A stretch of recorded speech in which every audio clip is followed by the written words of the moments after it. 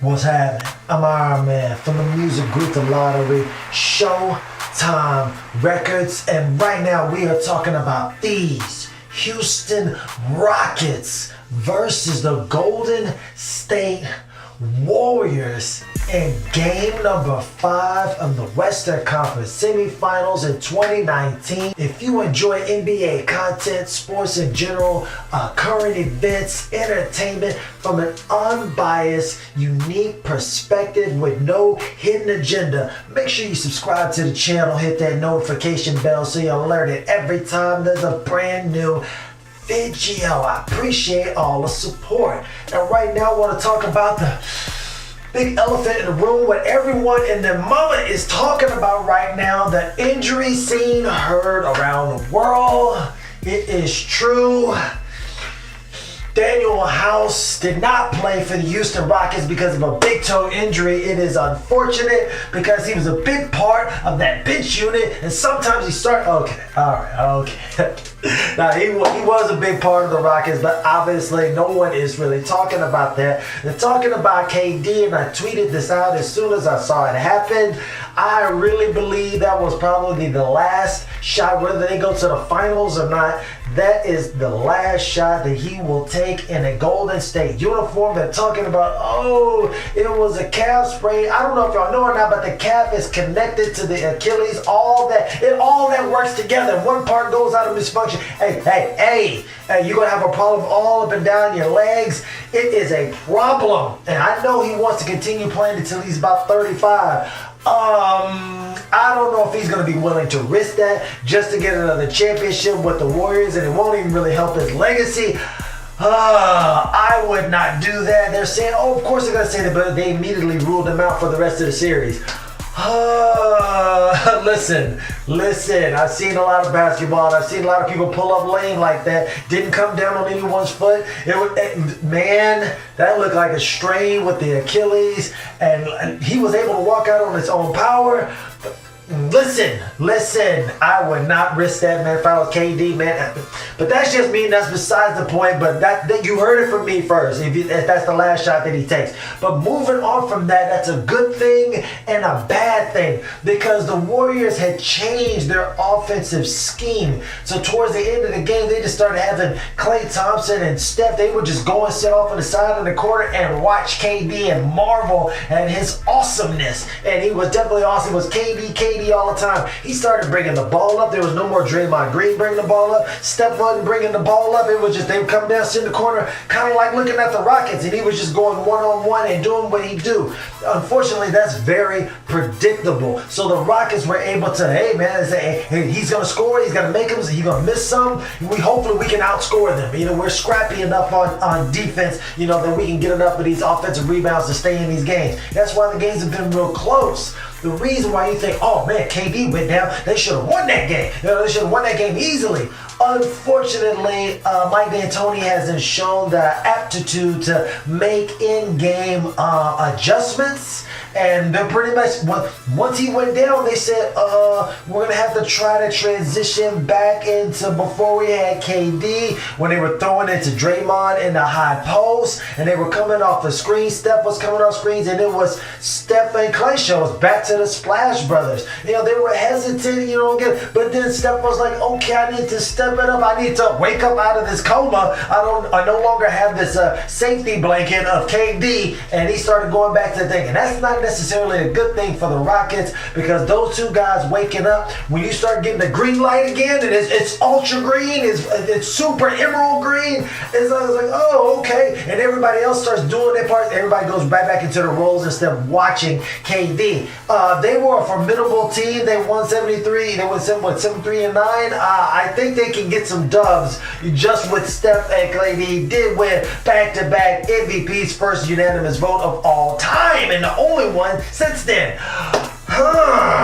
So it's a problem with the Rockets. It was like, guarding three guys, because Draymond, when he's allowed to handle the ball and stuff, he creates a problem because he's a mismatch for a lot of those centers and power forwards. it's a little bit easier, just like it's easy to defend the Rockets sometimes because the other guys, there's no ball movement. There's no offense being run. It's just run down, step back, dribble, side step, and all this other stuff. Hey, listen. Hey, I know when you're an elite offensive player, that makes it easy sometimes, but it also makes it easy to guard the rest of the people. And if you're on fire, hey, you can carry yourselves to win. If you're not on fire, it can be a problem, especially if you have an elite defensive talent on the other side of the ball, being a nuisance and a pain in your side, or the entire game, like Andre Iguodala. He is an elite, all-world, one-on-one defensive player, and they need to stop testing this dude because he is extremely effective. The problem with this game is, hey, look, Klay Capella wasn't good. I mean, basically this game was pretty much evenly matched, just like the whole series has been.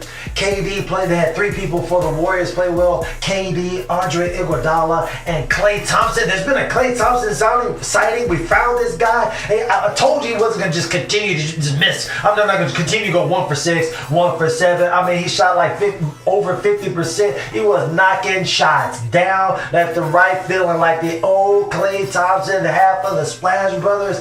But Andre Iguodala, Klay Thompson, and Kevin Durant played well for the Warriors. And then for the Rockets, we had Iman Shumpert. Iman Shumpert. I mean, this guy, I don't know what it is about playing against the Warriors, but he seems to play really, really good. But Iman Shumpert, James Harden had a great game. I'm not mad at James. I can't complain about James at all. I step back and every dribble, everything, all that was working. It was doing great and just fine. But those 2 guys played well. And then he also had PJ Tucker. This guy, I mean, only had like 13 points, but man, those were effective. He was getting boards. He was playing well. He shot a high percentage. Those were like the only 3 guys on the team that shot well, because man, they shot like 29% or something like that. It was something horrific from 3. I mean, they were just jacking them up.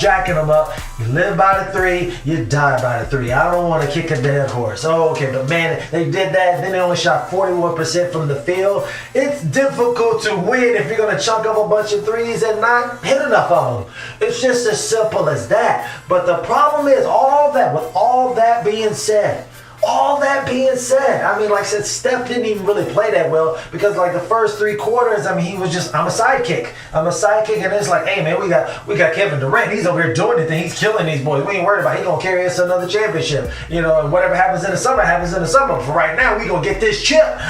Then he was like, so he wasn't playing well. He was in a fog, and then he woke up in that 4th quarter and started to feel himself again. He didn't do the shimmy. He wasn't doing that, but it started to get close to that. But the problem with the damn Rockets, these Houston Rockets, born and raised in Cleveland, Houston, Texas, or whatever, they ain't playing the purple and gold and represent these Houston Rockets. The problem with the Rockets is not James Harden. As much as I hate that style of play, he's really effective with it most of the time. Problem again is Chris Paul. Chris Paul is the problem.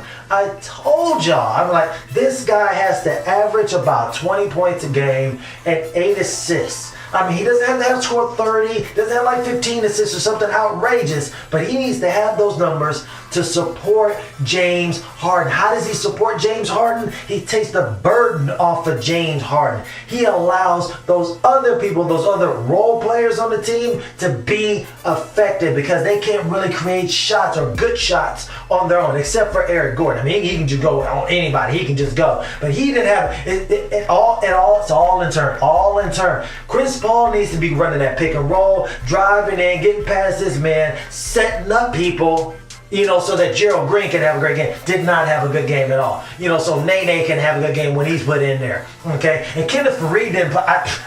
He's not play. He's not going to play. He's inactive for whatever reasons. I think they're having a problem. I think he's mad because he's not getting minutes, but that's just me speculating. But whatever is going on, they're not playing him. I want to go with Nene. It's ridiculous. Mike D'Antoni. In a pivotal game 5, you go Andre.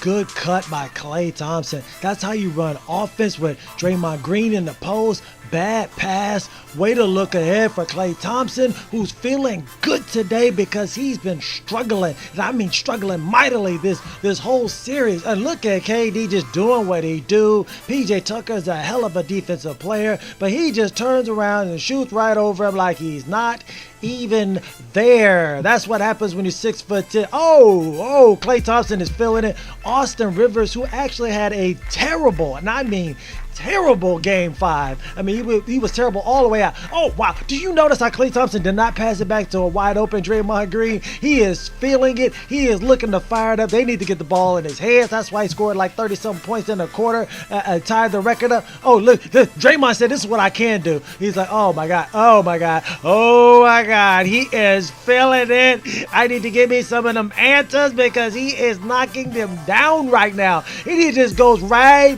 by PJ Tucker and extends those super long arms for the no, the side step for James Harden did not work. Then he did not get back. Oh, strong move by Stephen Curry. Oh, KD from the corner, knockdown. He said, I've been watching PJ Tucker for a minute, so I'm going to steal his thing for a minute. I can knock him down too. This guy, oh man, he is putting in work right. Oh man, the ball was just in his hands for like half a second. Klay Thompson is deadly for the court. He's not even thinking about, why is nobody guarding Eric Gordon? Why? This guy, they're like, oh, I dare you to shoot it. He's like, y'all dare me to shoot it? Y'all just going to leave me out here? Oh, shake move goes right by him and a look away. Dunk by PJ Tucker. Oh, yeah. Oh, step back. Got him. Knocked down from the beer. They need to fear the beer. They're not fearing Iman Shumpert, even though he is knocking them down. He loves seeing the Golden State Warriors, and he starts hooping like he's balling for real, like he's trying to get a new contract. Okay, they switching on everything. Got PJ Tucker on. Oh no, they're going right into the post. Iman Shumpert, he's like, oh no, you can't stop it either. And it was like, oh no. Oh my God, the collective hearts and the air just went out of the building of the Oracle Center.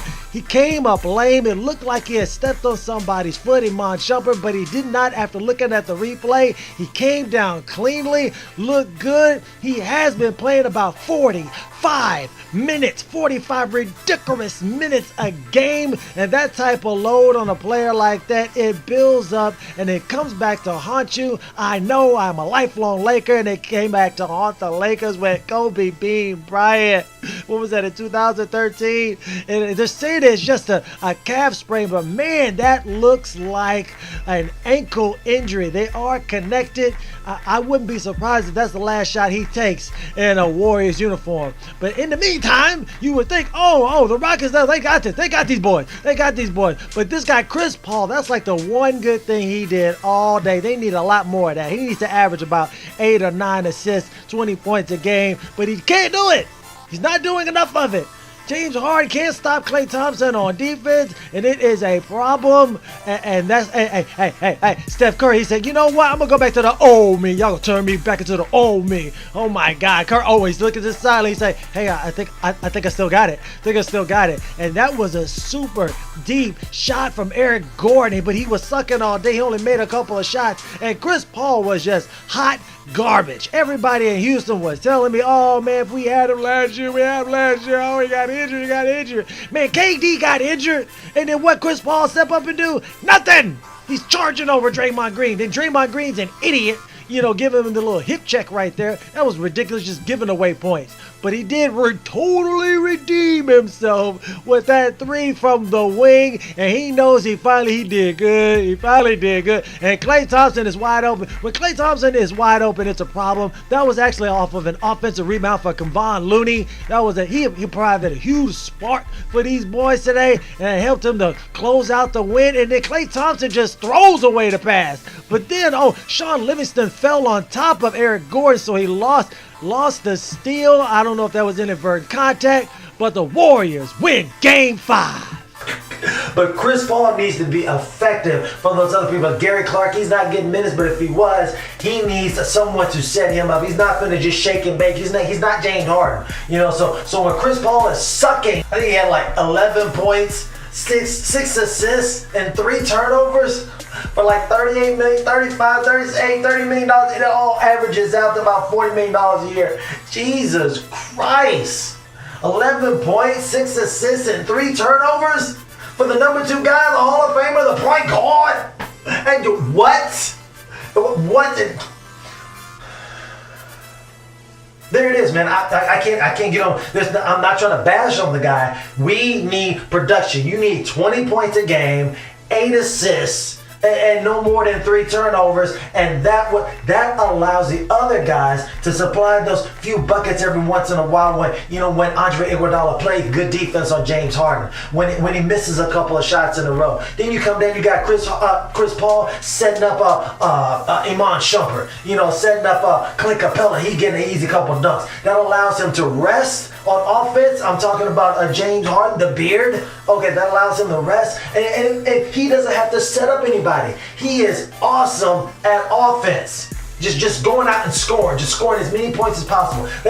As long as they're getting the base of the points, okay, cool. All he needs to do is just focus on offense. He get about 5 assists, but he needs to score about 28, 29 points a game, 5 assists, and you are good to go. When he has everybody else clicking and doing their part, chipping in 3 points here, 2 points there, then he can just score 28 and focus on that. He ain't got to set people up, because when he gets tired in the fourth quarter, like he did, he just disappeared. And did everybody just forget that James Harden was playing? Yeah, because he scored like 2-3 points or something like that in the fourth quarter. After that blazing third quarter, he came out there, he gave it all he had, and he brought them boys back. But he was exhausted because of his style of play, and they're having to come back. They've lost every first quarter of the series. Every first quarter of the series, the Golden State Warriors have come out on top in the first quarter. You're always playing from behind. That takes a lot of extended energy out of you trying to come back. And then that style of play, that one-on-one basketball the whole time. And then in the fourth quarter, Andre Iguodala, he just locks up and he's got the clamps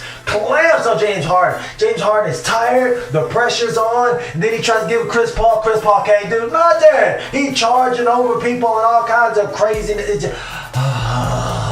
Man, but what's not crazy is the fantastic way that you guys have been supporting me in these videos. Yes, the Rockets can come back and win this series. The Rockets can also lose in Game 6 and get blown out. It can just go either way, because I don't know if they're going to be able to make the adjustment of having to play the Splash Brothers, anchored by Draymond Green, and defensive player of the year Andre Iguodala, at least when he's playing James Harden, or will they be able to take advantage of that? Because now they're going to play more of an up. It's going to be difficult to defend. Hey, man, listen. I'm hoping that, man, Chris Paul's got to do something. He's got to do something. He's got to do something. Somebody call State Farm. I don't know, man. Trying to get the money back on his insurance policy, because, man, he's not panning out. But he's got to do something. You get that home cooking, you come back home, sleep in your own bed with the nice soft sheets that you got with 1,000 thread counts. Make sure you subscribe to the channel, hit that notification bell so you're alerted every time there's a brand new video. And as I mentioned before, follow me on Twitter. I make sure and respond to all your comments. If you think the Rockets are going to come back home and eventually win this series, hey, look, it's flipped back. It's flipped. They flipped the script. I mean, hey, they won Game 5, but they lost Game 6 and 7 last year after the injury to Chris Paul. I mean, the Warriors won Game 5, but could they lose? They could easily lose Game 6 and 7 after losing injured Kevin Durant. Let me know which way you think it's gonna go. Either way, hope y'all continue to support, and we will continue to watch this fantastic series. I'm Iron Man from the music group The Lottery. Showtime Records. Holla.